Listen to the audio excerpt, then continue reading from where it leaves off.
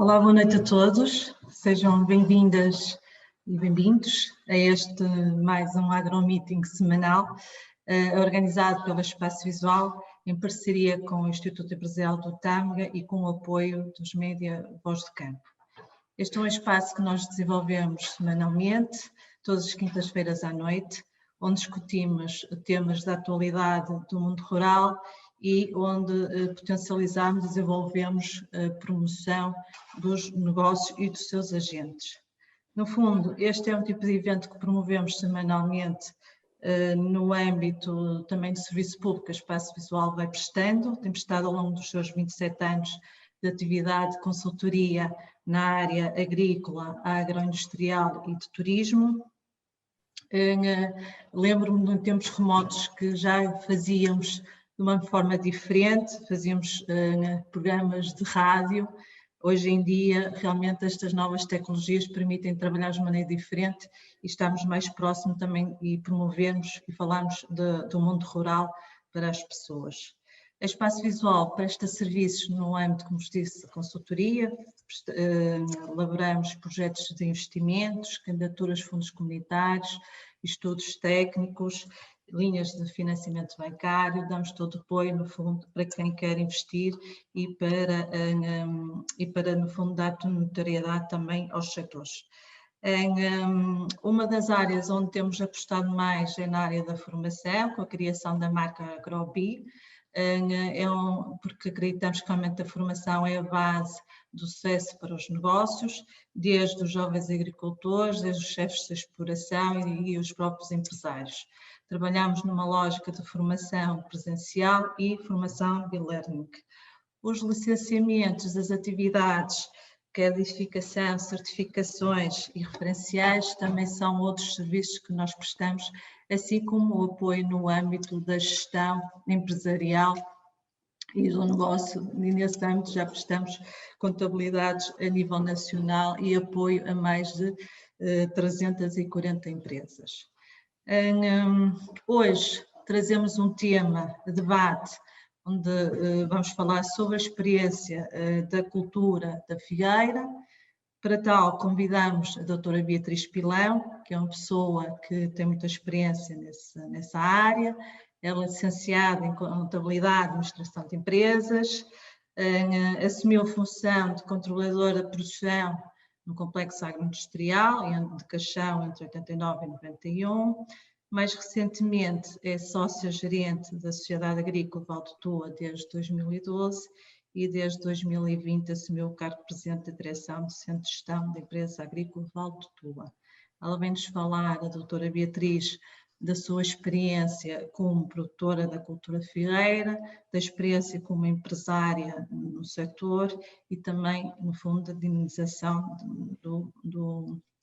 dinamização dos negócios no território. Este AgroMeeting habitualmente tem sido moderado por José Martino.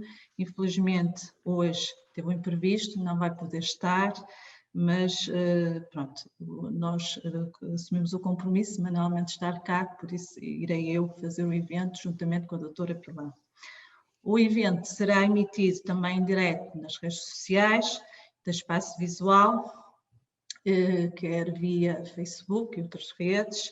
Os participantes poderão participar, para tal devem inscrever-se no link que está disponível via Facebook, sendo que as questões que são colocadas por essa via Facebook, não são respondidas, uma vez que também não temos acesso a elas.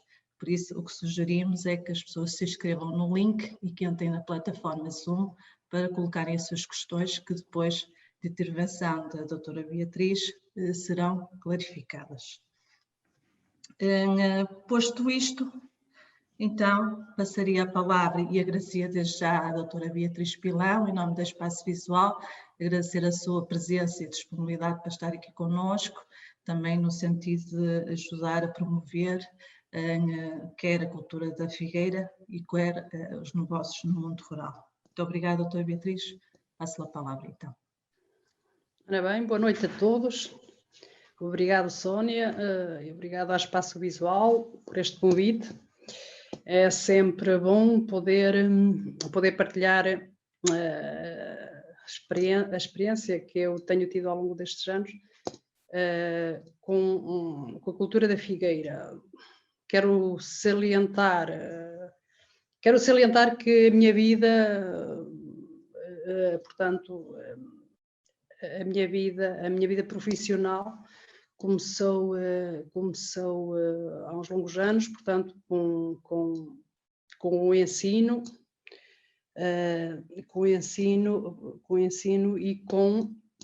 e no Complexo Agroindustrial do Caixão, que foi daí que surgiu, digamos, o gosto pela parte da indústria e da transformação.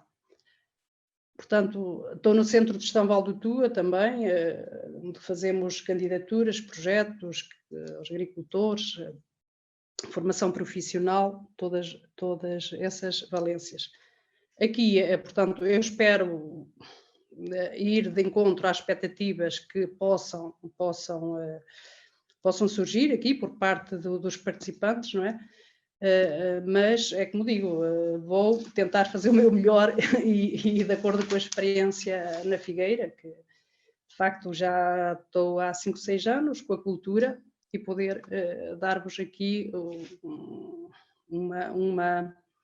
um feedback daquilo pelo que tenho passado, não é?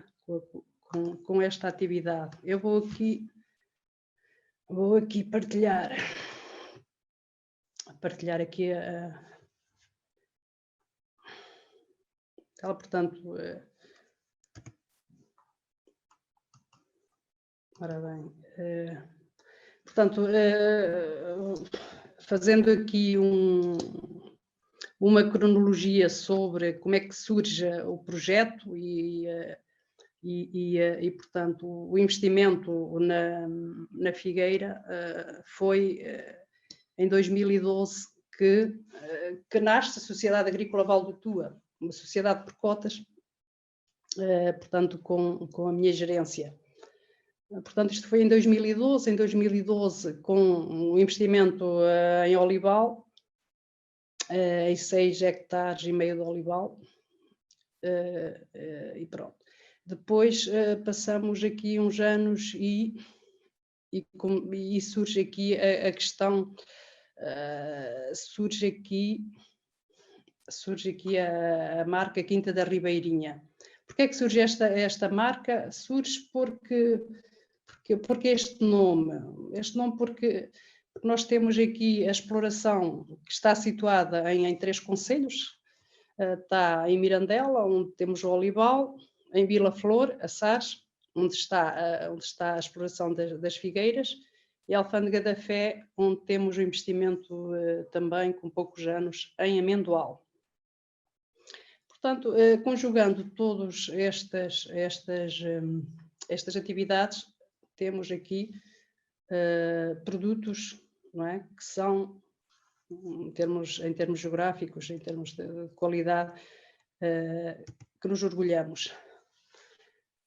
Portanto, o objetivo é falar da experiência, e eu vou aqui então tentar fazer aqui uma cronologia do que se passou nessa altura, não é? Relativamente à figueira. Portanto, isto surgiu, apareceu a oportunidade de adquirir uma parcela com 15 hectares, portanto, situado no Vale da Vilariça, com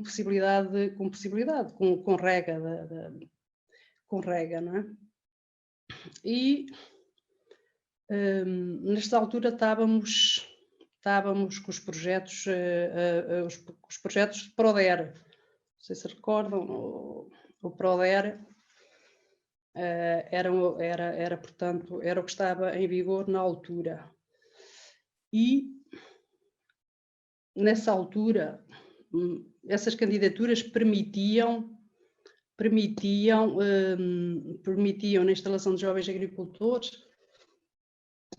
conseguir um apoio para a aquisição da terra. Portanto, a terra é sempre o nosso maior problema dos agricultores, dos jovens agricultores, de quem se quer instalar, porque porque é difícil, é um bem escasso, não existe, ou quando existem parcelas à venda são caras, e portanto um jovem é sempre difícil instalar-se. Portanto, surge aqui esta possibilidade, às vezes aparecem estes negócios, e apareceu esta parcela, e nós adquirimos esta parcela fizemos uma submissão de uma candidatura ao Proder. Nessa altura havia um apoio de 10% para a aquisição do terreno, dependendo do investimento, ou seja, para um investimento de 250 mil euros, a comparticipação podia chegar aos 15 mil, ou seja, 250 mil euros, 10% dava 25 mil, os 25 mil com o apoio de 60%, conseguíamos 15 mil euros. E, portanto, pegamos nesta possibilidade e paramos um bocado para pensar o que cultura é que deveríamos instalar, não é? Porque isto é sempre complicado decidir o que fazer. Porque se por um lado instalamos uma cultura numa determinada área, podemos conseguir uma escala, não é? Uma escala para comercializar o produto. Por outro lado, podemos ter problemas e isto correr mal e ficarmos com a vida complicada, não é? E o investimento não ser aquilo que seria expectável. Portanto, e foi assim. Compramos, então, adquirimos o terreno e, portanto, numa sociedade em que a minha filha participava com a maioria do capital, fizemos um projeto de instalação de jovens agricultores. Portanto, eu digo sempre, e o que é que eu acho em relação à agricultura é ótimo, é excelente quando temos aqui 2 ou 3 fatores que nos podem facilitar a vida em termos de viabilidade económica de um projeto, de uma candidatura, não é? E torná-lo rentável. E quais são esses fatores importantes? É a água e as acessibilidades, não é? Os acessos à exploração, a forma depois de poder levar os produtos para os mercados, etc. Portanto, e nós tínhamos e temos essas condições. Ou seja, a exploração está localizada junto ali ao nó do IC5, portanto, temos ali o Porto, temos Espanha, temos o Douro, etc. Conseguimos ter um acesso facilitado para podermos levar os produtos aos diferentes cantos do país. E depois temos outra coisa, temos água, não é? Embora temos água das barragens da Vilariça, não é? Que é um dos terreiros mais férteis de Portugal. Portanto, tem aquele clima próprio para a fruticultura. Portanto, estavam aqui garantidos, digamos, todas as condições para isto correr bem. Temos água, temos acessibilidades e temos a cultura. A cultura é uma aposta, não é? O que é que vamos fazer aqui? Vamos aqui com a família, depois de fazermos pesquisas sobre artigos técnicos, etc., achamos que a figueira deveria ser interessante.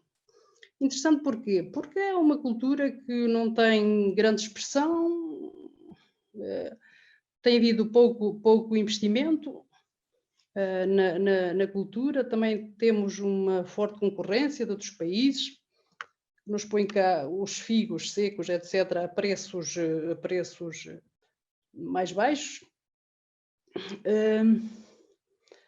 E temos aqui pomares de figueiras entre os montes marginais, embora esteja enraizado na cultura e nos agricultores que têm, portanto, é uma atividade marginal. Existem figueiras por todo o lado, uma aqui e outra além, mas sem a condução adequada, não é? É marginal, é uma atividade marginal. E, portanto, o caminho seria a instalação das figueiras. Portanto, depois faltava aqui definir outras questões. As figueiras, que variedades? Temos cerca de 1000 variedades de figueiras. Portanto, fizemos aqui pesquisa bibliográfica, etc. Chegamos aqui a vários artigos técnicos de investigação, através do engenheiro Rui Maia Sousa, que é dos técnicos que mais têm investigado e mais artigos têm publicado acerca desta cultura. E, portanto, despertou-nos aqui esta questão dos figos lampos. Portanto, íamos instalar nesta área dos 15 hectares figos lampos. E será que isto tinha viabilidade? Os figos lampos, como é que iria correr? Será que conseguíamos a antecipação da colheita antes de qualquer outro país, etc. Sim, lemos que sim, e pelos artigos que estavam publicados, portanto, que não havia as pessoas não investiam muito no figo lampo. Temos aí os agricultores com o figo bendimo, o pingo de mel, que é o mais conhecido, mas o lampo seria uma perspectiva interessante em termos de rentabilidade. Interessante sob o ponto de vista económico, não é? E sobre a precocidade, ou seja, conseguirmos ter este produto antes de qualquer, não haveria grande concorrência, não é? Podemos pô-lo no mercado e não teríamos problemas de escoamento. Pronto, se por um lado isto é verdade, por outro havia a questão da produção, porque as figueiras, nesta variedade de figos lampos, também não têm, a produção por hectare não é tão expressiva. Mas, enfim, então acabamos por resolver dividir isto, introduzir 5 cultivares. Então, introduzimos, portanto, dentro da exploração, o figo lampo, e dentro do lampo a variedade lampa preta, maia e do fina. E dentro do figo bendimo, a bebra preta e o pingo de mel. Acabamos por fazer esta conjugação de variedades. Porquê? Porque se eventualmente não corresse a 100% a expectativa do figo lampo, tínhamos sempre o bendimo. E no bendimo sabemos, pela experiência e pelo que está já instalado em alguns produtores, que o pingo de mel, que é bem adaptado à região, portanto aqui não haveria grande problema. Agora, o figo lampo é que é mais complicado. Na altura, portanto, nós estamos aqui a falar nisto em 2014. Em 2014, quer dizer, tivemos ali 2 ou 3 anos que as condições meteorológicas na Vilariça, pensamos nós que podíamos ter ali um microclima aproximado quase como o Algarve. E aí no Algarve é fácil produzir figos, não é? Também não se percebe bem porque é que o Algarve não tem uma área superior e não há investimento na figueira. Mas, enfim. Mas viemos a verificar que, de facto,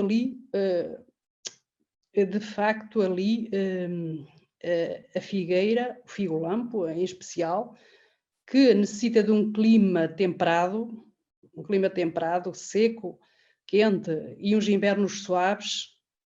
Para isto correr bem, os invernos não têm sido assim tão suaves como isso, não é? Tem sido, estão a ser, este ano é um facto que estão a ser também rigorosos, ou seja, quase os invernos na Vilariça atingem quase as temperaturas daqui de Bragança.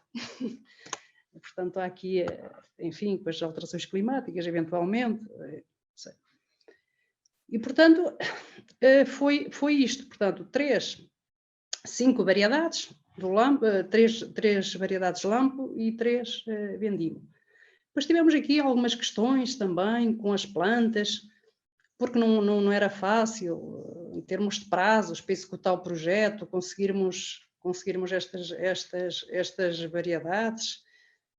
Os viveiristas tinham que ter isto, para nos fornecer, e as quantidades que nós precisávamos, tinha que ser de um ano para o outro, não é? Para fazer aí as estacas. E então, o que é que resolvemos fazer? Fazer a plantação por 2 fases. Na primeira fase, conseguimos a lampa preta e conseguimos pingo de mel e bebra preta. Numa primeira fase, no primeiro ano foi isto. E depois, no ano seguinte, tivemos que esperar para conseguirmos as variedades Maia e do Fina.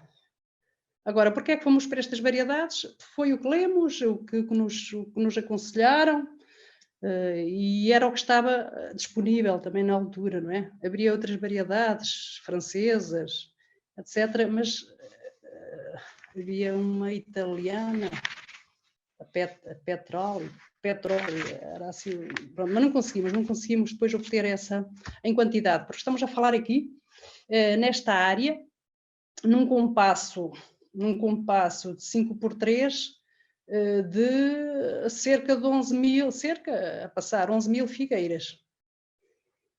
Portanto, é um número expressivo, não é?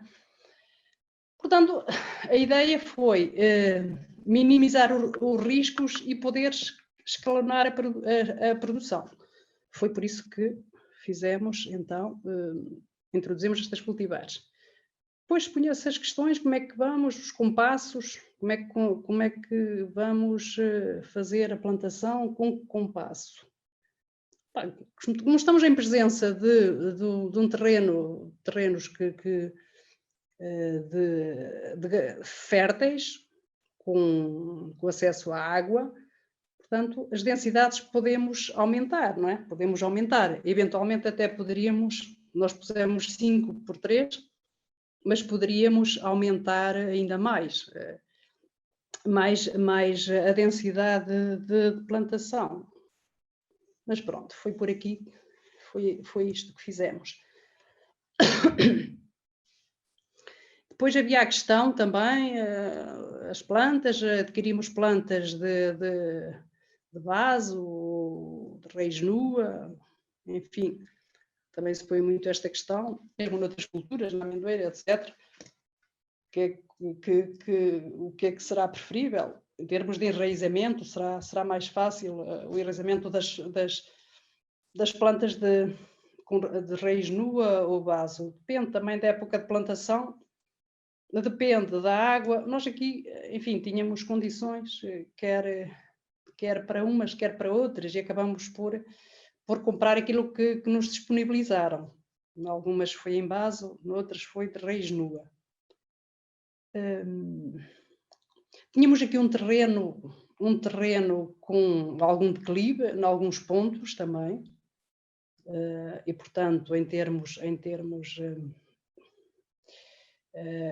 de plantação, tivemos que ver estas questões, de fazer valas de drenagem, porque a figueira é muito sensível ao encharcamento e à fixação radicular, e pronto, acabou por se concretizar esse facto, ou seja, nós, numa parte mais baixa, junto à linha d'água, tivemos uma perda de cerca de 300 figueiras, devido a, pronto, porque não estava bem feita a drenagem. As plantas que adquirimos, portanto, foram de raiz nua e vaso. A plantação foi feita, pronto, no período de novembro e janeiro, de acordo com as entregas, quando nos disponibilizaram as plantas. Lembro-me que este terreno, portanto, é um terreno fértil, fundo, mas também tem alguma compactação. Eu lembro-me na altura que andamos a fazer a plantação, o trator ainda se enterrou lá várias vezes. ficamos lá, tivemos que chamar uma máquina para o tirar. Portanto, fizemos isto então por 2 fases, estava eu a dizer, 2014 e 15, esta área. Aqui, eu tenho aqui esta nota, este apontamento, porque é uma questão que é importante, é uma questão importantíssima, que muitas vezes não se dá importância, mas quando se faz a plantação, a compactação e introduzir água depois de 5 a 10 litros na planta, é muito importante para a raiz, para haver ali uma compactação e agarrar-se e isto poder correr bem. É como dizia o engenheiro Rui Meia Sousa, que como é que ele dizia, cada planta era uma máquina e, portanto, se isto não correr bem, se elas falharem, depois a produção também acaba por não acontecer, como é lógico. Ora bem, a figueira tem aqui alguns problemas, não é? Tem aqui alguns problemas, porquê? Se nós pensarmos bem, não há assim tanto investimento em figueiras como poderia haver no momento. Porquê? Porque o maior problema aqui também é a perecibilidade. Ou seja, nós temos os figos hoje maduros e nos podemos estar a guardar, não é? Temos que saber para onde é que eles vão a seguir no dia seguinte, pelo menos, ou no próprio dia. No próprio dia é o ideal, porque não precisamos depois também estar com consumos de frio, etc. De os colocar no frio. Portanto, gerir isto depois também é complicado. É complicado quando a produção é elevada. Tivemos aqui, e temos aqui uma percentagem da produção, eu falo aqui em cerca de 20%, pode até ser mais, eventualmente, depende dos anos, que acaba por se perder devido ao ataque dos pássaros.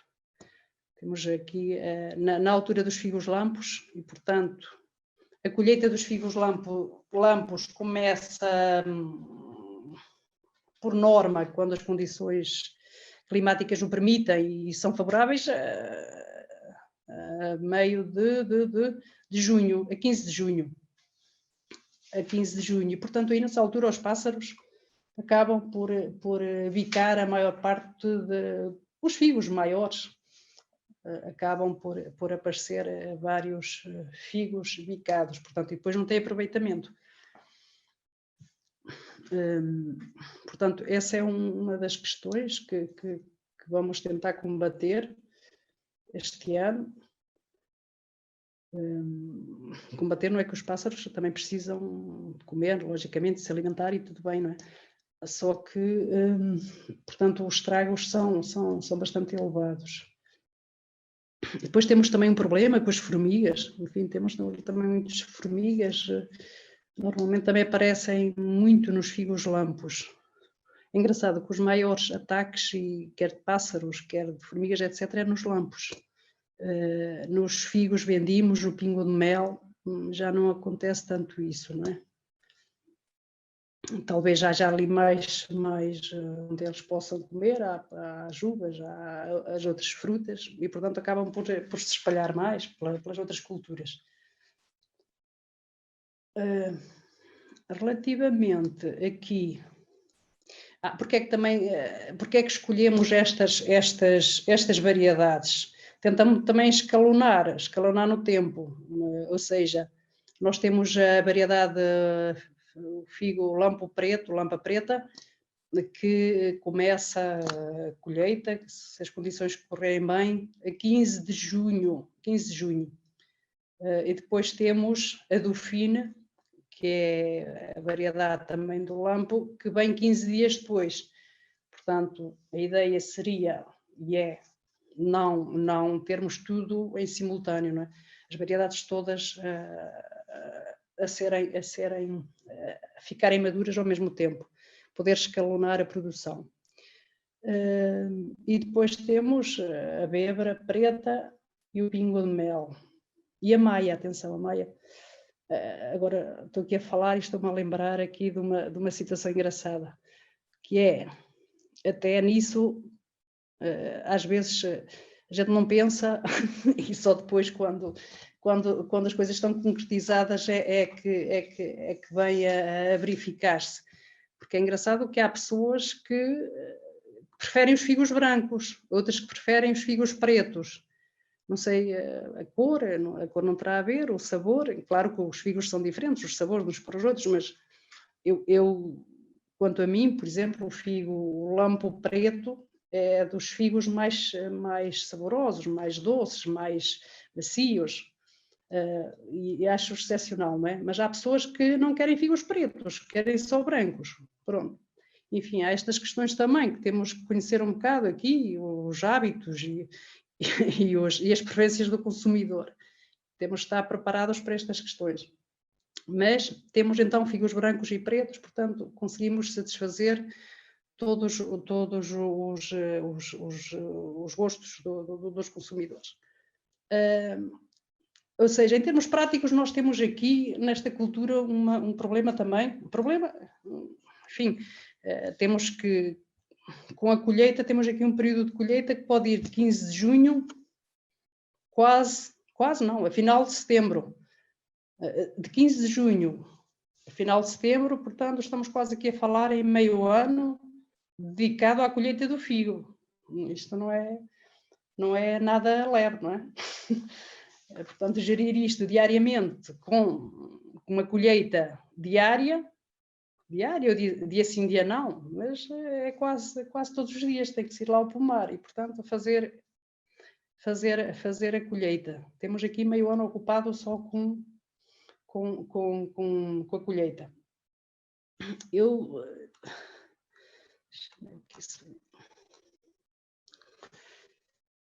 Pronto, em relação à produção, temos o destino da produção nos figos lampos. 100% dos figos lampos tem que ir para o mercado da fruta fresca, ou seja,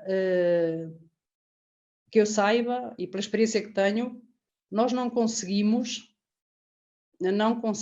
por exemplo, secar estes figos. Não conseguimos secá-los. Para doces e compotas também, enfim, só desfeitos talvez, mas também não lhe demos ainda este aproveitamento, porque achamos que não será o ideal. E, portanto, isto tem que ser mesmo para o mercado fresco, para o mercado da fruta fresca, 100%. Nos figos vendimos, aqui é que já temos uma margem diferente, de poder orientar o produto para outras utilizações, digamos. E o que temos estado a fazer é isto, cerca de 70% vai para a fruta fresca e outros tantos 30% vão para compotas e figos secos.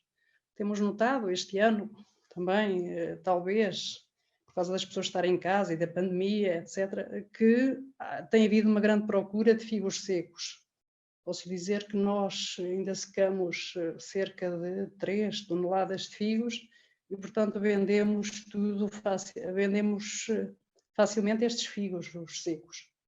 E, portanto, se calhar, os nossos figos aqui, os nossos portugueses, da Vilariça, etc., Mirandela, são figos excepcionais em termos de sabor. Em termos de sabor são diferentes, não é? Não é falar dos figos que vêm de Espanha, da Turquia, etc., mas acho que tem um sabor genuíno e muito melhor.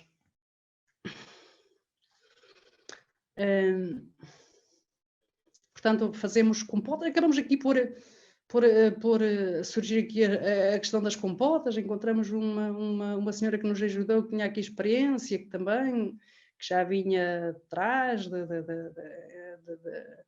dos pais, dos avós, e que fazia estas compotas, e achamos que era um doce excepcional. O que é esta compota? É o figo em calda, o figo inteiro, e que temos tido algum sucesso com a venda deste produto. E, portanto, e os figos secos, com amêndoa também, etc. Ou seja, nós estamos aqui a falar 14, 15, 16, 17, 18. Nós temos aqui este pomar, a primeira fase de plantação, que já tem 6 anos. Portanto, este ano, se as coisas correrem bem, isto já quase entra em plena produção. Eu deveria entrar. Mas, não sei, vamos ver.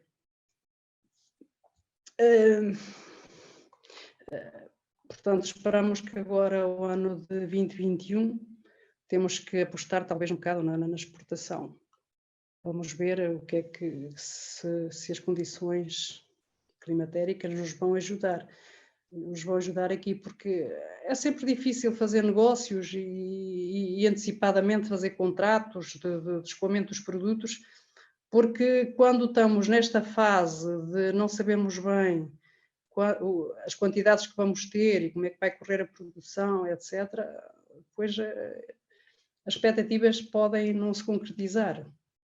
Por exemplo, o ano anterior tivemos um problema com a variedade do Fina, que tivemos poucos figos se aproveitaram. Houve ali aquele granizo que acabou por estragar grande parte da produção. Portanto, era uma área significativa de produção e que acabou por se perder. Enfim, este ano vamos ver. Ora bem, a quem é que vendemos? Quem é que vendemos? Temos agricultores nossos também, que são produtores de figos e que fazem também o escoamento do figo fresco em mercados locais, feiras, mercados no mercado abastecedor do Porto, por exemplo, etc., e que nos têm aqui também feito, tem-nos aqui adquirido os figos e, portanto, é uma forma de escoamento. Para nós, em termos de logísticos, nesta fase,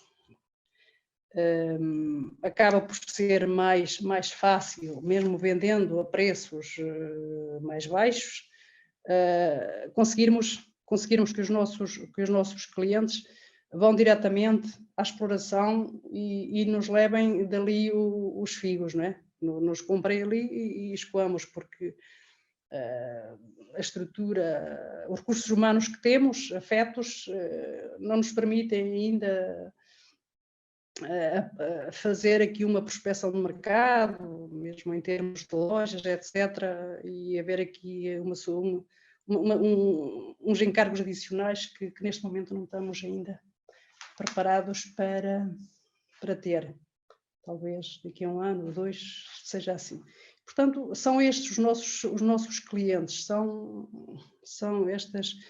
estes intermediários que vêm ali comprar.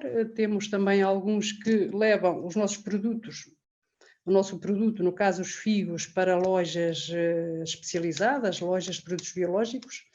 Eu não fiz referência a isso, mas ainda vou a tempo, não é? Que o pomar, portanto, está no modo de produção biológico. Portanto, fazemos...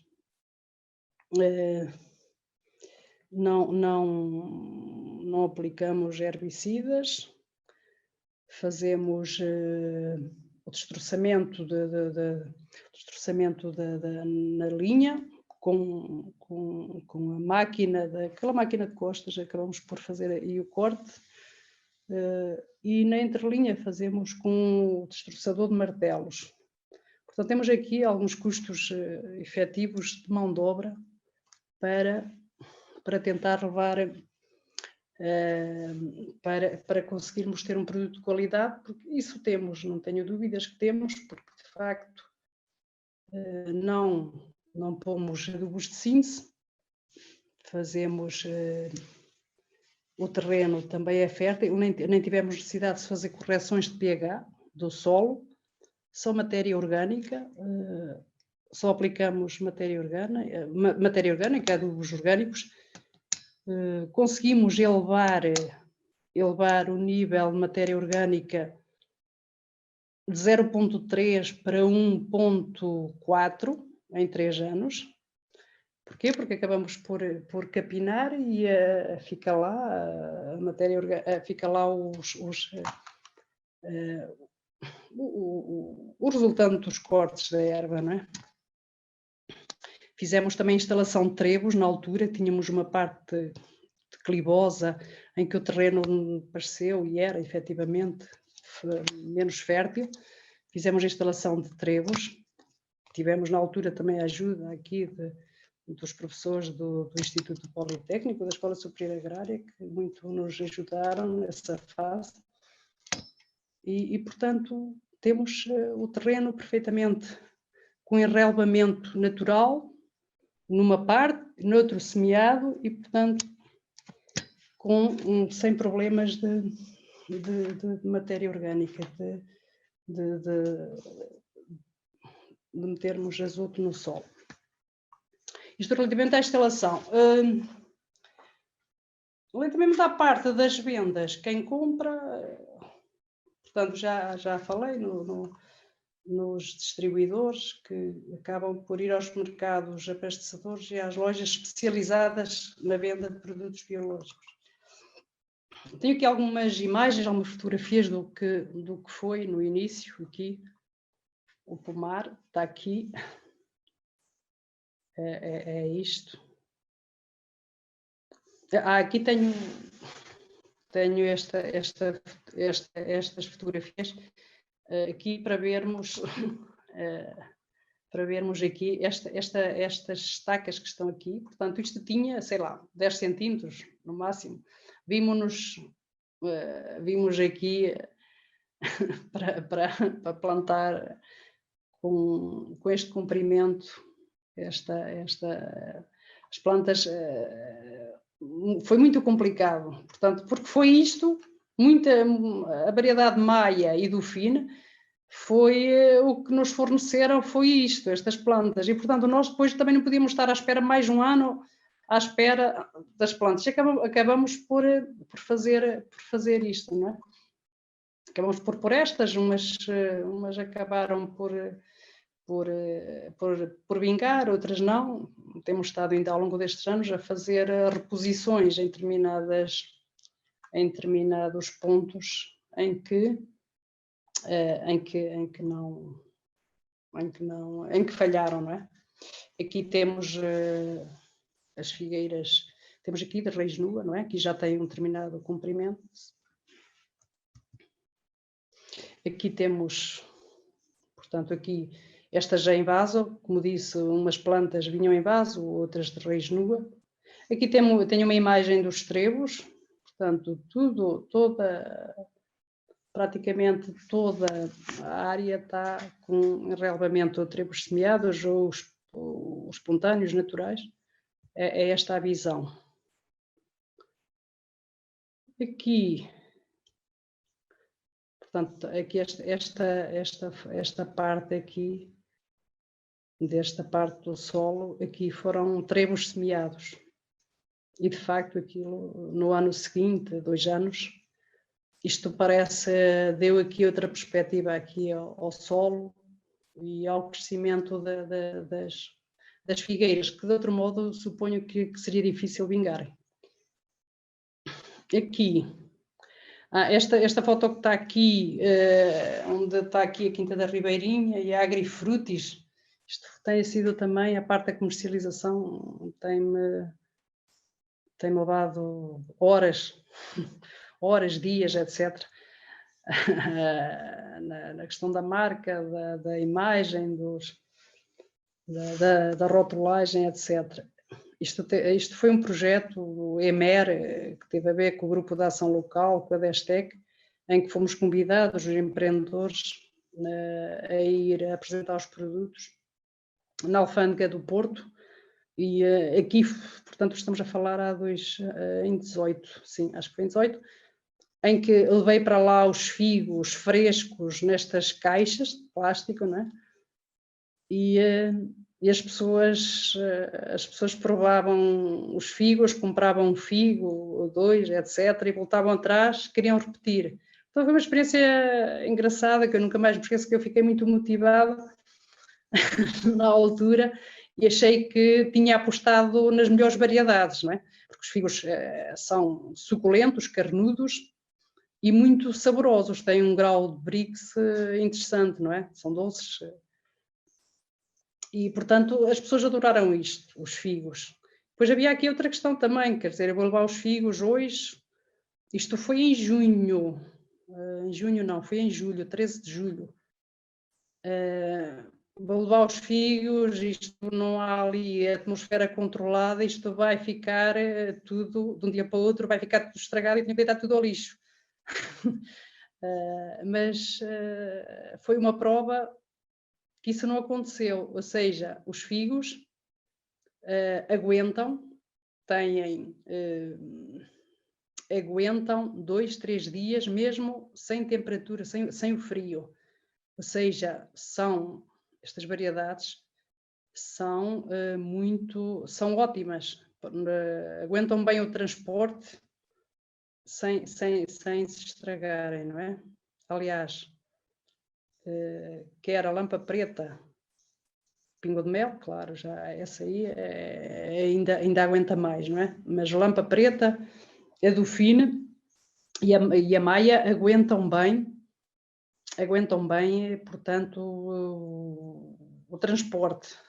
Se pegar num figo destes e se o mantiver aqui numa temperatura de, sei lá, de 20 graus ou isso, aguenta 2, 3 dias fora do frigorífico e consegue-se comer e não há problema nenhum.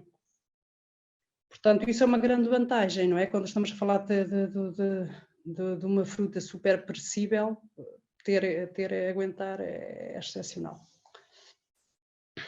Aqui tenho em baixo, do lado direito, aqui em baixo, temos aqui uma figueira. A forma de condução, isto deveria ter 1 ano, não sei o quê. É feito a tarraca a 50 centímetros de altura, faz-se a tarraca e, portanto, ali a figueira forma em base 3, 4 pernadas, é a partir daí que se forma e que se conduz a figueira. Aqui temos uma foto das variedades de figos. Temos aqui em cima estes brancos também, que foi uma surpresa à Maia. Apesar de ser um figo que, enfim, pode não aguentar tanto ao toque, notar-se mais sofrer ali um problema qualquer na epiderme, ao toque, mas que tem uma apresentação excepcional.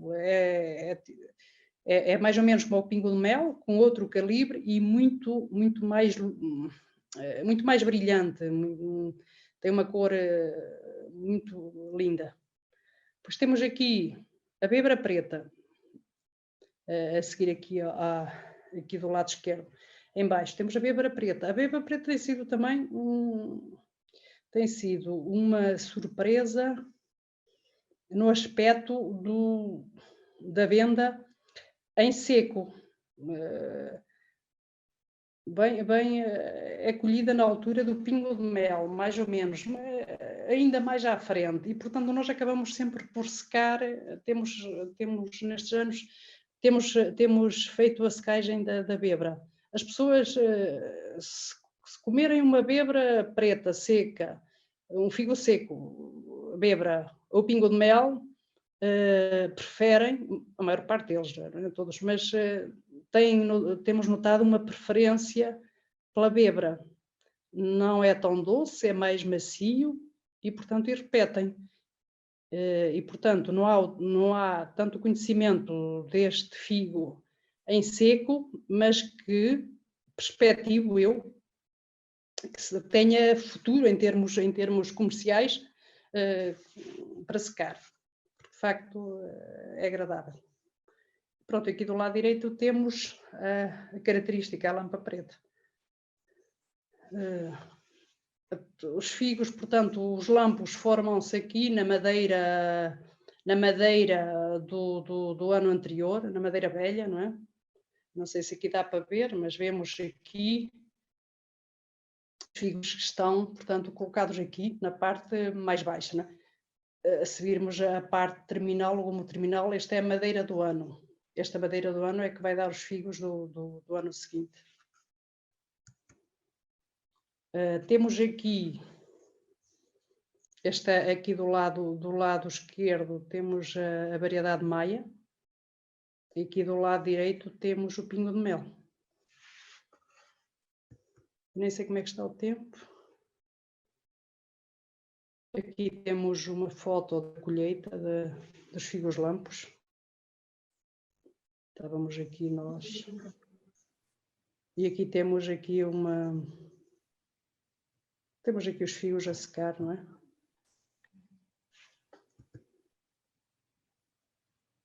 Aqui temos os figos embalados. Os figos secos embalados, o pingo de mel e a bebra.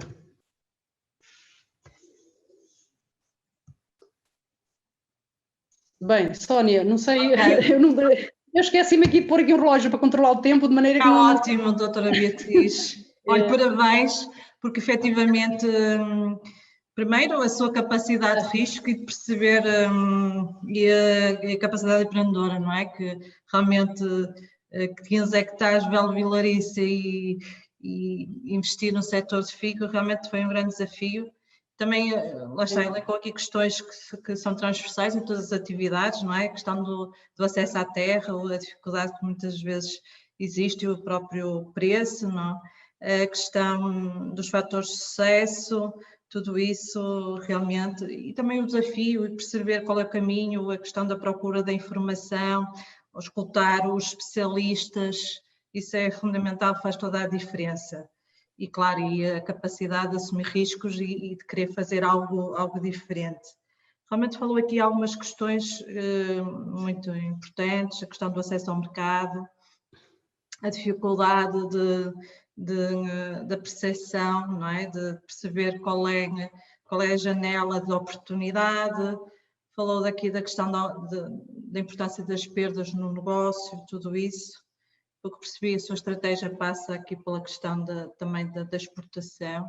Esse até posso já fazer uma questão nesse sentido, no sentido de perceber o que é que pretende fazer no próximo ano, como é que pretende abordar esses mercados de exportação e quais são os seus mercados. Não sei, nós temos que fazer aqui um trabalho que eu não tenho que delegar isto num colaborador, possivelmente, para ver os mercados que poderão ter interesse, não é? Porque com certeza que existe esse mercado, não é? E que existe, é preciso ir procurá-lo e é preciso fazer os contactos. E, portanto, eu também estava à espera de ver aqui, digamos, um incremento da produção, não é? Para poder, a partir daí, negociar.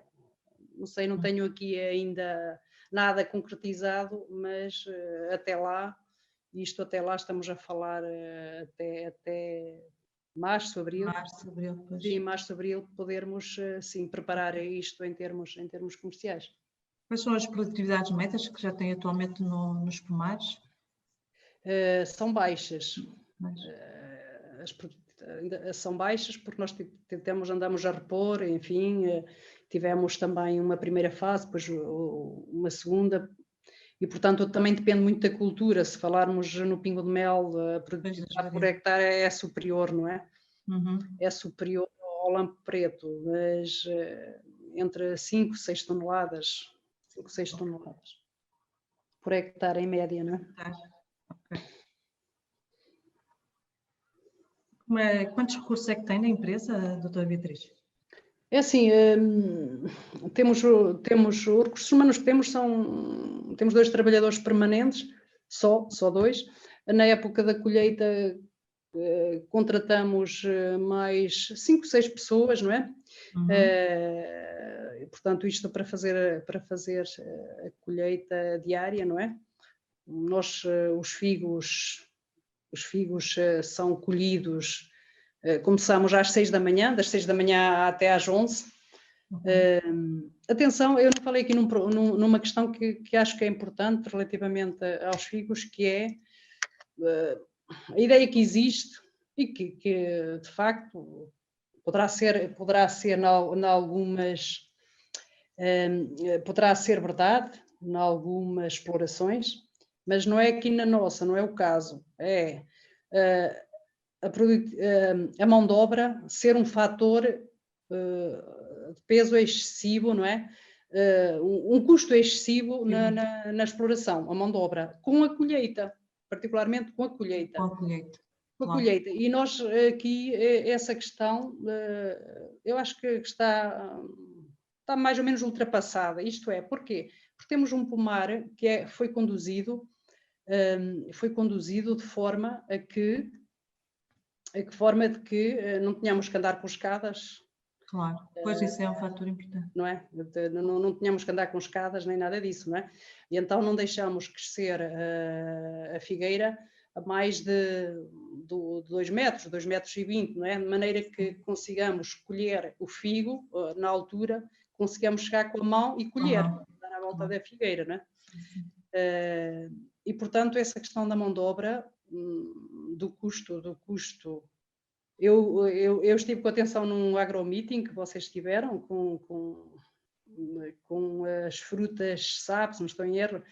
Sim, o Luís sabe, sim. Luís sabe, sim. Ele dizia que o custo da colheita de um figo, do quilo de figo vendimo, que era 1,20 €. Eu disse, fogo, 1,20 € é muito, não é?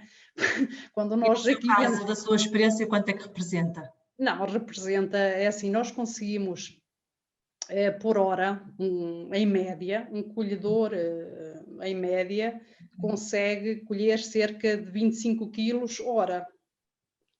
Portanto, 25 quilos hora é bom. Claro que eu estou a falar ali em determinadas condições, naquela variedade, etc. Logicamente que se as figueiras tiverem muito poucos figos ou não tiverem, os valores são outros, não é? Mas atendendo à forma como foi feita a condução do pomar, etc., portanto, esses valores são valores... Então, colhe em média por dia 1,5 toneladas, aproximadamente? Depende, sim, mas mais até, depende. Okay. Sim.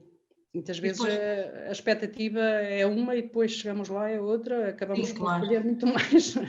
Porque não conseguimos, nesta fase ainda não conseguimos avaliar a 100% a produção diária, não é? Eu não consigo ter essa percepção. Aliás, até fico surpreendida porque eu acho sempre que aquilo que está em valores muito baixos e que aquilo não vai correr bem, etc. E corre sempre melhor. E de repente corre bem. É bom. É bom. É ótimo. Muito bem. Então, depois de 1,5 toneladas, como é que a logística se procede? Vocês começam a colher a que horas e terminam a que horas? Começamos a colher às 6 da manhã e terminamos por volta das 11 da manhã. Okay. De acordo com as encomendas que temos, etc. Não é? Muitas vezes temos necessidade de pôr os figos, de desguardar no frio, não é? Temos o frio e ficam lá para o dia seguinte, enfim. E, portanto, é esse o processo. Agora, aqui outra questão também relativamente à mão de obra, que não tem só a ver com a colheita em si na árvore, não é? Nós temos uma logística e uns custos já a crescer, esse valor, que tem a ver com a parte depois do armazém. No armazém nós temos que temos que pôr em caixas, não é? Ou cuvetes, etc. E aí, se calhar, se fizermos aí os custos, já duplicamos o custo da mão de obra, não é? Porque leva também tempo, temos que... Depois também depende para qual é o destino, o destino da produção. Mas geralmente vendem caixas de quantos quilos? 2,5, 3. Meio 3? Sim. Ok. E em cuvetes também de meio quilo. Portanto, a meter figos em cuvetes de meio quilo, claro, logicamente que isso exige custos de mão de obra, não é? Que tem que ser repercutidos no preço final do produto, não é? Na mais-valia do produto, logicamente, não é? Claro. Então, terminam às 11 horas, vão para o armazém e depois, quando é que tem mercadoria pronta a sair? Depois, por norma, chegam os nossos clientes, não é? E a partir da 1 da tarde, das 2, durante a tarde, vêm fazer a recolha, não é? Ok. Depois também vendemos também figos depois para a indústria, não é? Temos também da escolha resultam Figos não estão em condições de ir para o consumo em fresco e vão para a indústria. Isso representa quanto em percentagem? Representa talvez 30%. 30%. 30% sim para a indústria, sim. E tem havido procura nessa... Na indústria? Sim. Sim, na indústria é fácil. Temos aqui algumas empresas que sim, que compram, não é? Depois deve ir, suponho eu, não é? Que eles compram para ir para as compotas e para todo tipo de produtos de transformação. Em nível de preços médios, quanto é que vende em média o quilo do figo? Em termos médios, o preço é baixo. O preço é baixo, não é? Porque nós, engraçado, se formos, por exemplo, ao Algarve, na altura do figo lampo, nós conseguimos ver figo à venda a 5 euros. Aliás, e não é só no Algarve, nós se formos aí às grandes superfícies, no figo lampo em junho, vê-se esse preço, não é? 4, a 5, etc. Claro. Nós não conseguimos vender a mais que 2,5. 2,5, entre 1,80 a 2,5, 2,5 já é bom, enfim. Mas tem a ver com esta questão na cadeia de valor, é? Sim, tem, porque temos que conseguir dar aqui um salto e Sim. conseguir. Daí a estratégia de passar também para a exportação, não é? Exato. Ok, muito bem. Tinha aqui um conjunto de perguntas, se calhar passaria também, deixe-me ver rapidamente. Pronto, eu tenho aqui uma pergunta, como organiza a colheita dos figos, já falámos um bocadinho sobre isso, mas se calhar poderia especificar um bocadinho mais. Frequência de passagem na mesma árvore, colheita para embalagens de campo ou de mercado, rendimento de colheita por hora, mecanização de apoio à colheita, etc. Não sei se quer aqui fazer algum complemento em relação àquilo que já falamos também. Sim, tudo isso são questões, são sempre questões novas e que o dia a dia lá no campo que se põem, não é? Sim. E que tentamos arranjar, lá está, é uma atividade que é nova para nós e não temos a esse nível da colheita, não temos, só com a experiência a gente é que vai conseguindo ver. E portanto como é que fazemos a colheita? Organizamos o grupo dos colhedores, digamos. No caso do figo lampo, o figo lampo tem que ser colhido diretamente para a caixa, ou para a caixa e muitas vezes já com o alvéolo, porque não podemos, logicamente, andar a transportar... Por causa da precibilidade. Exatamente, por causa da precibilidade. Então, colhemos diretamente para a caixa, ou seja, a pessoa anda com a caixa, são 2 kg, 2,5 kg, mete logo nos alvéolos, porque os figos também têm um calibre considerável, não é? Os figos lampos, e é fácil colhê-los, porque eles têm o pedúnculo e colhem-se muito bem, não é? E portanto vão diretamente para a caixa. Depois como é que fazemos? Para levar para o armazém, andamos com aquelas carrinhas, cangus, etc., pelo pomar e vamos carregando nas caixas, daí vão para o armazém e esperam lá, não é? Para serem levados. Sim, depois fazem a tal preparação pós-colheita, não é? Sim, fazemos a preparação pós-colheita no armazém, sim. Até porque fazemos depois da colheita, logicamente, porque é impensável estar a colher figos, por exemplo, a partir, sei lá, das 11, meio-dia lá, nós chegamos a ter temperaturas, um calor que é qualquer coisa de 30 e tal graus, não é? Não se consegue. Portanto, ali no armazém faz-se esse trabalho, não é? Muito bem. Aqui outro que pergunta, participante pergunta, quais são, na sua opinião, as vantagens da cultura de figo? As vantagens é... Uma das vantagens que viu para investir, não é? O que é que o motivou a investir no figo? Porque o que é que me motivou foi por ser uma cultura diferente em que havia pouco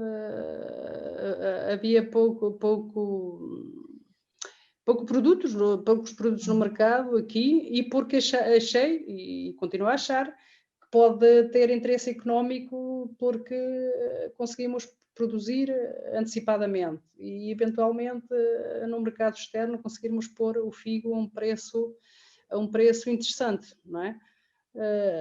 Se vai ser assim ou não, vamos ver, não é? Qual é na sua expectativa, qual será esse preço? Esse preço, eu acho que o figo a 4 euros seria um preço. Seria um bom preço, sim. Okay. Para termos aqui uma margem interessante em termos de rentabilidade, não é? Porque temos aqui custos, de facto, também que são custos fixos, com alguma expressão, não é? No pomar. Claro. Da sua experiência, quanto é que custa produzir 1 quilo de figo? Mas 1 quilo de figo, não, o que eu lhe posso dizer é quanto custa em termos de, essas contas feitas em termos de por hectare, eventualmente, não é?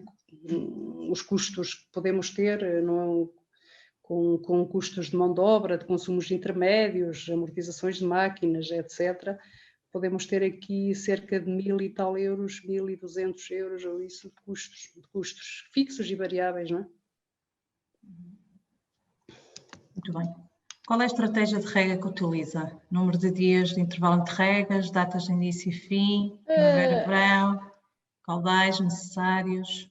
A rega, nós pronto, tentamos gastar, em termos de consumo de água, uma estratégia de rega deficitária. Regar, de facto, quando há as necessidades hídricas da cultura, assim o exigem, não é? Mas, não sei, cerca de, provavelmente, 3.000 metros cúbicos por hectare. Temos os gotejadores 1,8 litros e estão de metro a metro no pomar. Não, porque a água também é um custo, não é? A água, nós temos ali um recurso escasso e caro, não é? Porque além da água, temos que pagar à Associação de Regantes, além da água temos o custo também com a energia elétrica. Sim. Ele é bombeado e, portanto, são custos também consideráveis. Quanto é que paga em média ao regadio, metro cúbico? Para aquela área, cerca de 1.000 euros.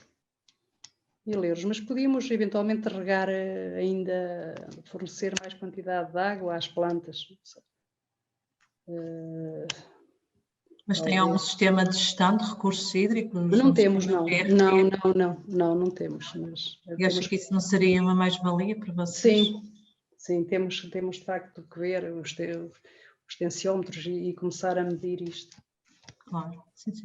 Há aqui uma questão que eu não falei, mas também aproveito agora para falar que temos uma candidatura submetida, uma candidatura submetida para... Ora bem, ver se me recordo aqui.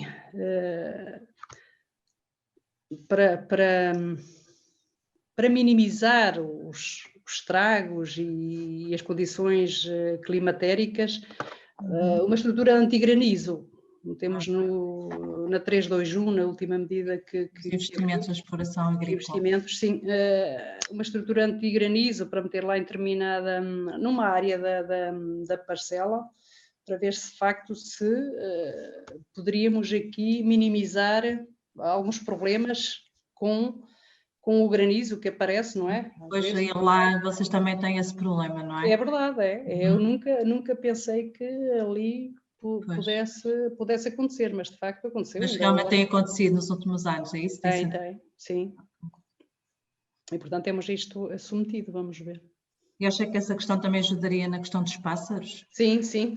Pois o objetivo é que ajude, acho que sim, o sistema que eles têm pode ajudar pode ajudar em 3 questões: nos pássaros, no granizo e também evitar a questão dos ventos, porque nós temos ali uma parte do pomar que é muito fustigada por ventos fortes. e por incrível que pareça, também, lá está, isto só com a experiência, os ventos são de tal maneira fortes que os figos lampos, quando se estão a formar, não é? Os figos lampos formam-se, nesta altura nós já conseguimos ver os pontinhos onde é que estão os figos lampos. E, portanto, com o crescimento, isto em fevereiro, março, com o vento, as folhas de fevereiro, março, abril, começam a bater nos figos com o vento e acabam por criar manchas neles. Eu pensei e nunca pensei que fossem as folhas, pensei que era alguma doença, alguma praga, alguma coisa, e não, pensei que era a alternária, que aparecem os figos marcados, mas não, é as folhas. E, portanto, esta estrutura antigranizo, suponho, não sei, poderia minimizar também os riscos deste problema, não é? E também tem bastante influência e ajudará nesse problema, certamente. Os ventos, Eu tenho aqui outra questão que fala na questão da superfície mínima de exploração, que no fundo torna o negócio viável. Na sua opinião, o que é que aconselha por variedade a superfície mínima? Qual será? É assim, o pomar, se for bem conduzido, se o terreno for favorável, não é? É preciso ver as condições do terreno também, porque os solos nem sempre são aquilo que a gente perspectiva. 1 hectare de figueiras já é significativo. Agora, as variedades é importante, porque eu, por experiência minha e experiência dos meus agricultores, quando falo dos meus, falo dos nossos associados, do Centro de Gestão, que temos vários agricultores e temos projetos lá também com produtores de figo, e, portanto, as variedades não se dão da mesma forma em qualquer local, não é? Ou seja, eu, neste momento, nestes 2 últimos dias, tive que fazer ali o seguinte: tinha as bebras num terreno, numa parte do terreno onde foram plantadas na altura, e há ali um problema qualquer, um bloqueio qualquer do solo, etc., que as figueiras não crescem, não produzem. Então o que é que fiz? Pegamos com a máquina e mudamos-las de local para um local com uma profundidade maior, com mais umidade, mais água, um solo mais profundo, e espero eu que elas ali consigam produzir. E, portanto, isto é preciso ter ver bem as condições do terreno, se são propícias ou não. Eu agora estou-me a lembrar. Estar atento, não é? Todos os pormenores. Muito. Sim, porque eu lembro-me que um agricultor nosso também, que em Mirandela, que tentou pôr figos lampos ou lampa preta e acabou por desistir porque não conseguiu, não é? Tive outro agricultor que me falou também, que mesmo ali em Mirandela, que também pôs pingo de mel e depois aplicou-lhe ali uns herbicidas, etc., acabou por queimar aquilo, não é? E, portanto, há essas questões que tem que ser visto muito caso a caso e ver... cada caso, aquela situação é um caso, não é? Uma realidade diferente, não é? Isso que tem sentido também. Muito bem. E a nível de porta-enxertos, o que é que utilizam? De porta-enxertos? Não, aquelas variedades... A empresa tem utilizado, na altura foi com enxertos prontos ou como é que fez? Sim, foi prontos, sim, foi. Okay. Foi. Através de outros produtores têm utilizado porta-enxertos? Sim. E que porta-enxertos é que utilizam? Mas quem? Os outros produtores, a experiência que têm também dos... são enraizados, são estacas, não é? São estacas. Muito bem. Qual é o preço médio que pode esperar para figos frescos colocados no mercado em julho, agosto e setembro? Que eu posso esperar em termos de... qual o preço médio que posso esperar para figos frescos colocados no mercado em julho, agosto e setembro? Penso que será na perspectiva do produtor, esta questão. A nível do produtor, não é? Sim, sim, penso que sim. O que é que pode esperar? Pode esperar uma curva descendente, não é? E mais ou menos a que preço, média contrária? O preço é descendente, provavelmente. Bem. Talvez não, bem, se calhar não estou aqui a raciocinar bem. Eu digo descendente porque estamos a falar em julho, estamos a falar em figos lampos, que é onde o preço será mais elevado, não é? E depois agosto também se vende bem, depois em setembro começa a cair um bocado o preço. E mais ou menos a que preços mais é que os meses... Eu só posso falar pela experiência que tenho, e pela experiência claro, que tenho... com certeza. Pela minha experiência, o que eu posso dizer, e estamos a falar em figos que são produzidos no modo de produção biológico, não é? Portanto, sim, que já têm uma valorização também, já não é? Deveriam ter, e, ou, de facto, ou não. Ou não. O que é que tem sentido em relação ao mercado bio também?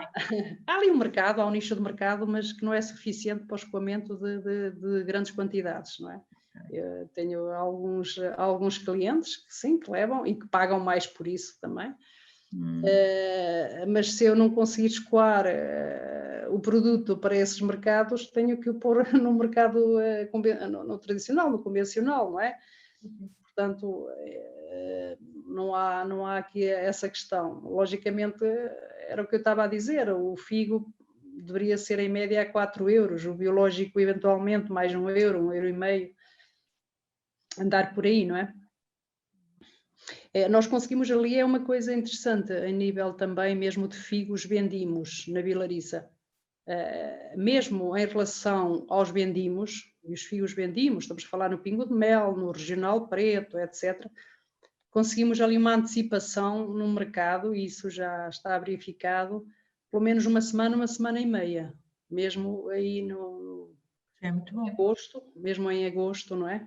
Que é quando começam, conseguimos uma antecipação de uma semana e meia, e portanto, digamos que aí conseguimos uma mais-valia, não é, do produto.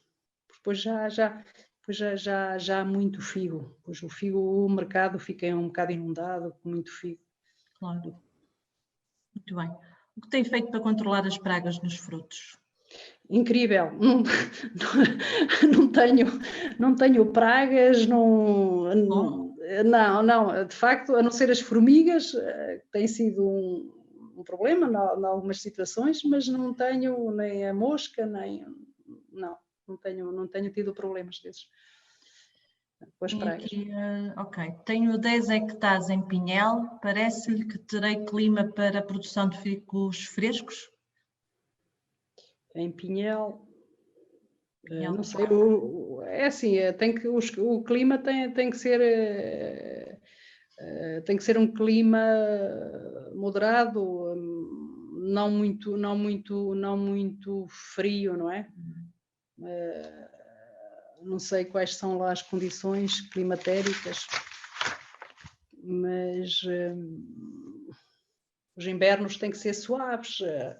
O terreno, além do clima, as condições do terreno, se não é suscetível a encharcamentos, não é?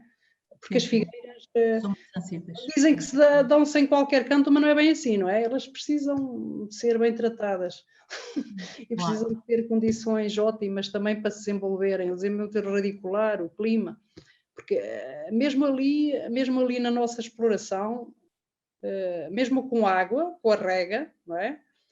Com temperaturas extremas, não é? Porque no verão temos temperaturas extremas, calor excessivo. Nós notamos mesmo assim a figueira não reage bem. Vai ajudar nesse sentido também, não? Como?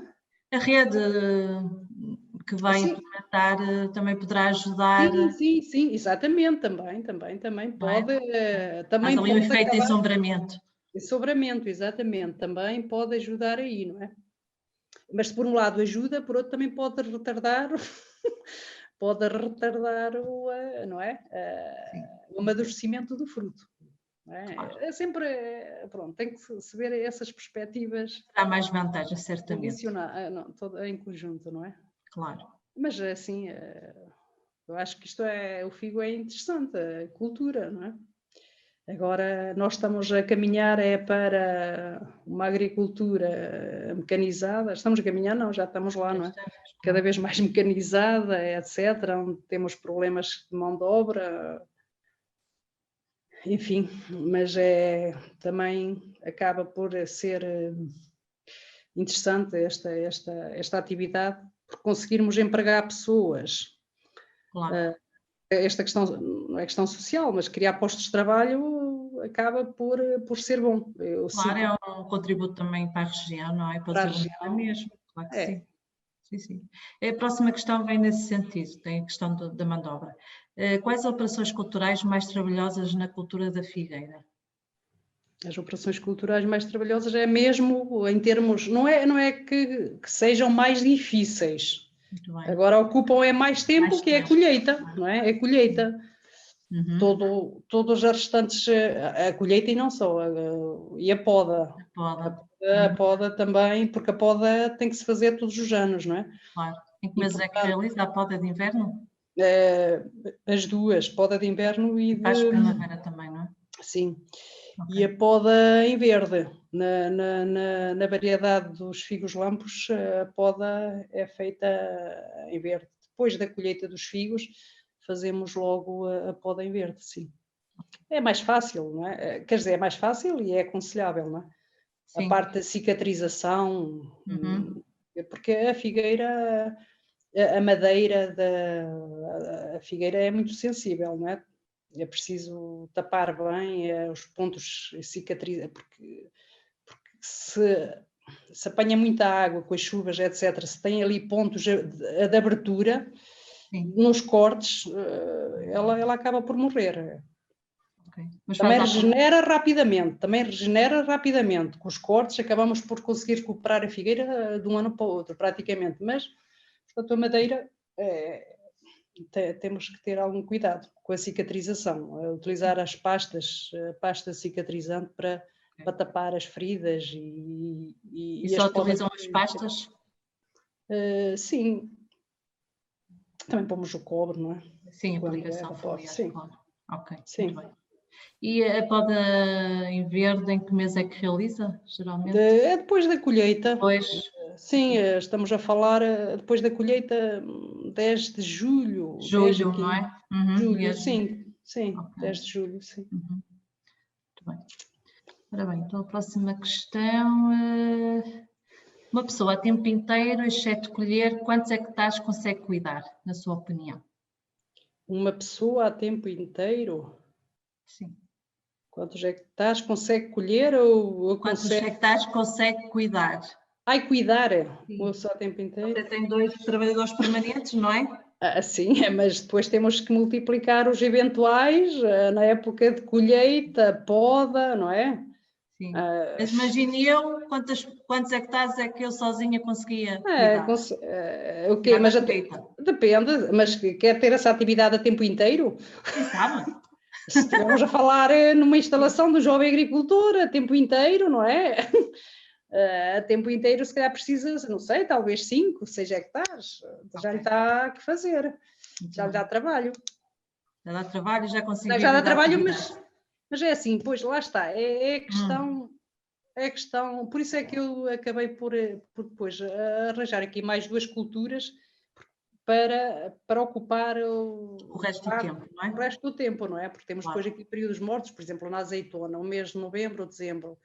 Nas figueiras não fazemos nada, não é? A partir da colheita, outubro, novembro, dezembro, janeiro já começamos. Há aqui 3 meses que esses trabalhadores... Começam as podas de inverno em dezembro, janeiro ou sem janeiro? Sim, em janeiro, fevereiro, sim. Antes do abrolhamento, não é? E o abrolhamento das figueiras dá-se nessa altura, em fevereiro. E a poda de inverno começa aí, não é? Muito bem. Mas sim, mas um trabalhador tem sempre, pois, então, na sua opinião, deve também ter outra atividade, diversificar? É assim, se a pessoa quiser dedicar-se à agricultura e no fundo, não passar 3 ou 4 meses de férias sem ter que fazer nas figueiras, se calhar tem que arranjar outra atividade.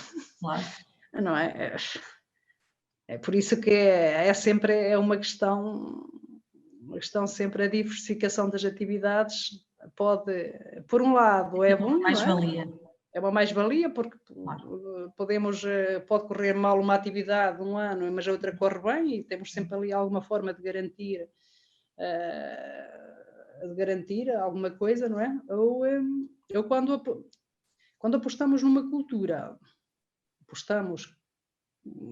cultura também pode ter vantagens, não é? Porque conseguimos ganhar escala, conseguimos negociar, conseguimos ter aqui produções interessantes para que de outra forma não teríamos, não é? Sim. Muito bem. O que recomenda que faça para me iniciar na cultura da figueira? Formação. Muito bem. Primeiro, formação.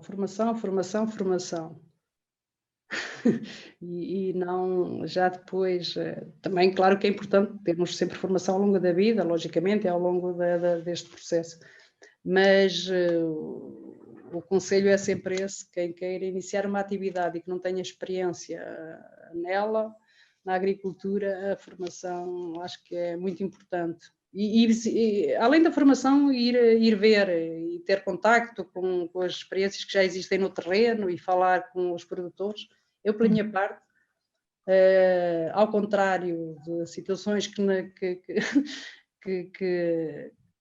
estavam tão disponíveis. Que não estavam, exatamente, não estavam disponíveis, eu estou sempre disponível para receber e para ajudar. Não tenho problema nenhum com isso. Sim, esse intercâmbio, essa interajuda e partilha de experiências é sempre muito importante, não é? Aprendemos uns com os outros.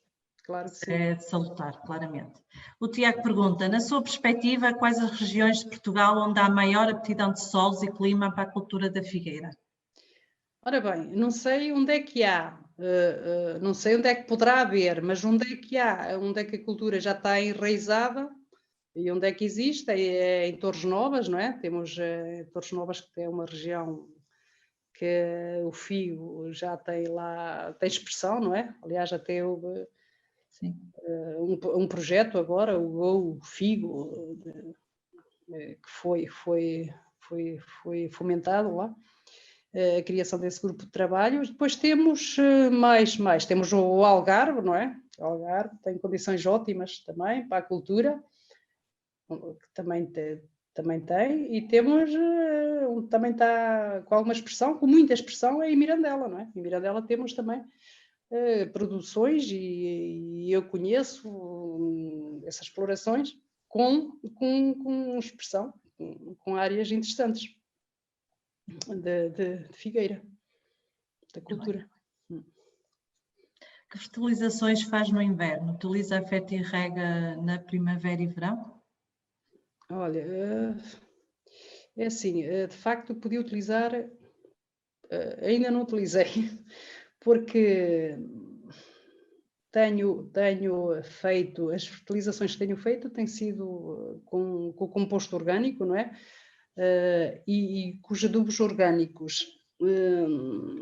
E, portanto, tem corrido bem, os figos têm grande calibre, não tenho tido, por enquanto, necessidade de andar com fertilizações, com muita fertilização. Não, elas estão tão bem e faço uma fertilização anual, sólida, e depois faço com a matéria orgânica, não é? É a matéria orgânica, fundamentalmente. E tem tido biológica, certamente. Biológica, sim. Essa disponibilidade no mercado, tem conseguido esse tipo de fertilizantes e matérias orgânicas? Sim. Aliás, que estamos a assistir, não é? Agora, quase a um boom de produtos a esse nível, não é? Para as culturas. Com esta questão que cada vez mais está no dia a dia, não é? Está em voga, portanto, o modo de produção biológico e o abandono dos agroquímicos. Portanto, não é difícil encontrar produtos que vão de encontro a estas necessidades. Não. Okay. Pelo menos na figueira. Na figueira, se calhar noutras culturas já é mais complicado, não é? Na amendoeira já não é tão fácil. Agora na figueira, sim. Não? Muito bem. Então, na sua opinião, acha que as condições estão reunidas para o aumento da produção em biológico? Sim, claro que sim. Acredito nisso. Eu acredito no modo de produção biológico e acredito porque depois esta experiência faz-nos acreditar porque nós faz-nos acreditar porque depois acabamos por ter os resultados. E eu posso dizer, estou-me a lembrar agora, às vezes falha-me aqui um bocadinho a memória, mas agora que falamos numa produção biológica, não me esqueço aqui de um cliente. Nós temos uma loja online que lançamos antes do Natal, e temos um cliente que na conversa, depois de me comprar figos secos, me disse o seguinte: nunca comi uns figos tão bons como os seus. E outra característica, são os figos mais limpos, os mais limpos que eu vi até hoje, mais limpos. Ou seja, portanto, o que é que eu faço nos figos secos? A secagem é feita de uma forma natural, ao sol. Eu não apanho os figos do chão, quer dizer, podia-os apanhar eventualmente, mas também não houve oportunidade, e entretanto vai-se passando e os figos acabam por ser colhidos diretamente quando estão meio torcidos na figueira. É aí, os nossos figos secos vêm assim diretamente da figueira. E, portanto, estão ali 2, 3 dias, 2, 3, no máximo 4, mas 2, 3, e acabam por secar. E, portanto, faz-se a secagem e acondicionam-se, não é? E depois vão para os sacos, para o venda à granela, etc., sem farinhas, sem nada disso, para mascarar. Muitas vezes utiliza-se os problemas, não é? Problemas. Claro. E, portanto, tenho tido este feedback dos consumidores, não é? E a minha perspectiva é que cada vez que há de aumentar o leque de consumidores deste segmento que sabe valorizar o produto, e, portanto, suponho eu que não hei de ter problemas de escoamento do produto. Sim, eu recordo. Os fechos, porque as pessoas têm que, só provando é que depois podem ter opinião. Claro. E, portanto, é difícil muitas vezes chegar a eles, às pessoas, ao consumidor, mas depois, provando, acho que está a ganhar a aposta, não é? Claramente. Eu recordo quando foi a do MRN que falou da sua apresentação, você tinha as pessoas. Recordo que a sua banca era onde tinha mais pessoas, a verdade era essa. Sónia, hoje você estava lá também, exatamente. Por isso, também é um facto. Portanto, a gente não tem que se preocupar, quando acredita no produto que está a produzir, nas qualidades, não é? É verdade. Sim. Portanto, estamos um bocado descansados, digamos, não é? Acima de tudo, assegurar a qualidade e depois trabalhar aqui em várias frentes do mercado, não é? Sim. Agora, a mim, de facto, o que me tem aqui esgotado um bocado e dado muito trabalho, etc., é esta questão que muitas vezes penso que se valerá a pena ou não, o tempo que me leva e as preocupações, etc., é da criação da marca. Isto é uma logística complicada, sem apoios, uma pessoa só, não é fácil, não é? Porque também não há grandes apoios para isto, individualmente, só com escala, não é? Portanto, isto são muitos pormenores, há muita coisa. E que na região não estão reunidas as condições para no futuro criarem a tal escala e marca da região? Da região, sim. No momento, as condições temos que ser nós a criá-las, não é? E temos, não é? Tem que as pessoas aderir e cada um dar a sua parte, o seu contributo, não é? Que de facto existem condições para isso, não é? Existem condições, é o que a gente espera que a curto prazo se possa se possa ir Mas por esse os caminho. produtores estão um bocadinho renitentes a essa questão? Ou... Os produtores têm que ter uma linha, têm que ter uma orientação, tem que haver alguém, tem que haver aqui um caminho, não é?